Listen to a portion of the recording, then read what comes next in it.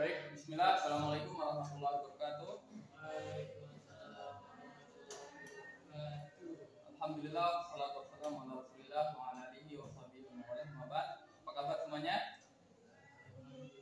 Alhamdulillah, semoga selalu dalam kebaikan, ketaatan kepada Allah Subhanahu wa taala. Hari ini kita belajar fikih bab ke-8, yaitu pengurusan jenazah. Yang ikhwan, ada yang pernah ngurus jenazah?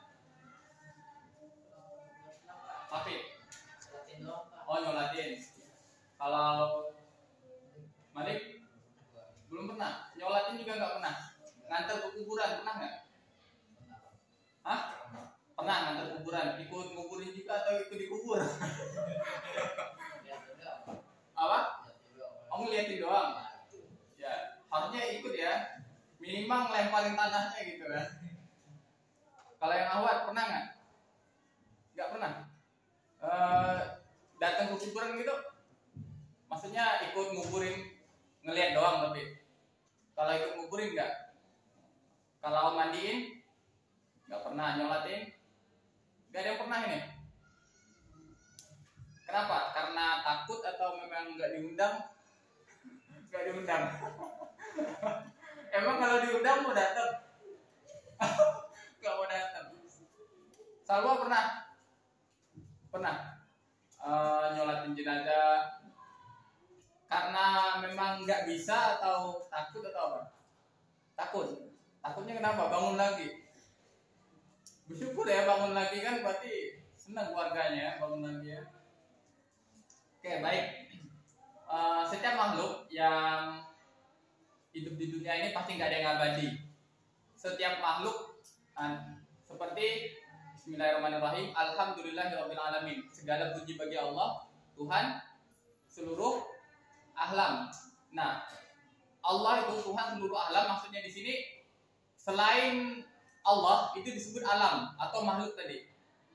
Artinya selain Allah semuanya nggak ada yang kekal, nggak ada yang abadi. Nanti semua ini akan mati semuanya, ada waktunya. Pasti semuanya akan merasakan kematian atau meninggal. Seluruh malaikat, nabi, setan, iblis, jin, atau yang makhluk-makhluk lainnya kayak bumi, langit, semua akan ada masanya, akan hancur semuanya.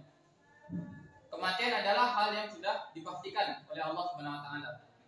Dan mati itu jangan tanya sebabnya apa. Itu Pak, itu kenapa yang mati? Oh iya, udah ajalnya. Enggak, matinya kenapa? Oh sakit. Itu kenapa? Tabrakan. Itu kenapa? Kena santet. Bukan. Kematian itu memang udah dari Allah. Memang udah ajalnya. Malaikat tadi ya, udah waktunya dicabut nyawanya. Bukan karena dia kena santet, bukan karena dia sakit jantung, paru-paru. Itu cuma asbab. Tapi memang udah ajalnya. Makanya yang paling dosa besar bu, orang bunuh diri. Bunuh diri itu dosanya sangat besar. Nauzubillah min dzalik.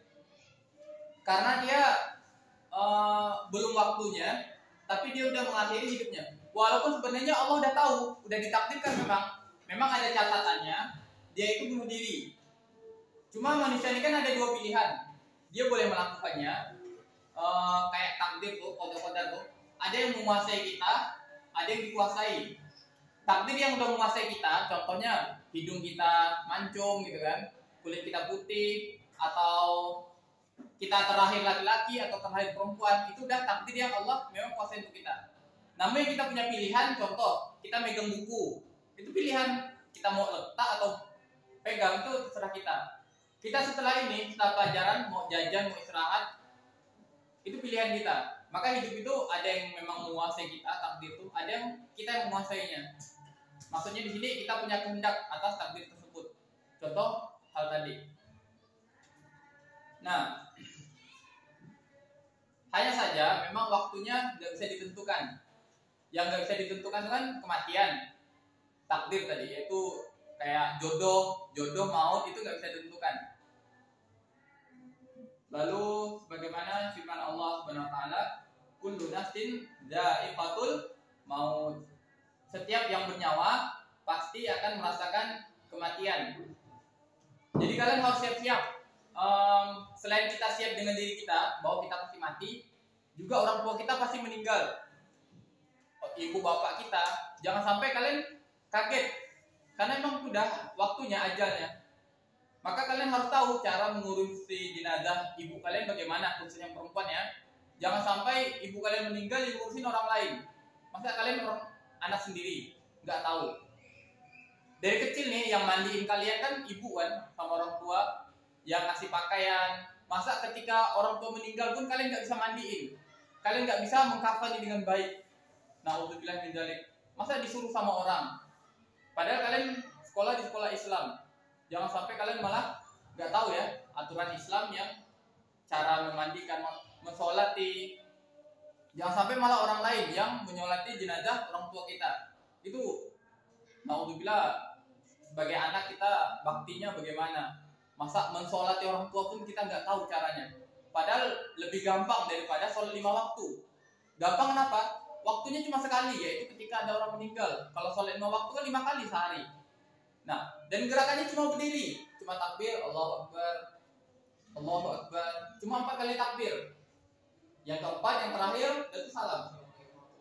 Assalamualaikum warahmatullahi. Udah, simple, gampang. Jangan sampai kalian nggak bisa mensolati ibu kalian. Kalau ibu perempuan itu mensolatinya, kita berdirinya di perut ibu. Kalau di badan intinya. Kalau laki-laki yang mau apa, itu di mana? Berdirinya di mana? Hah? Kepala. Ya, berdirinya di bagian kepala. Biasanya setiap jenazah itu, walaupun mereka di dalam keranda, biasanya umumnya dikasih tanda. Ada suatu tanda, kalau dia tandanya itu di kepala, berarti ini jenazahnya laki-laki. Kalau dia di perut atau di badan, berarti ini jenazahnya perempuan. Biasanya di setiap perkampungan masyarakat sudah, walaupun kita nggak tahu nih mainnya laki-laki perempuan, biasanya udah ada tanda.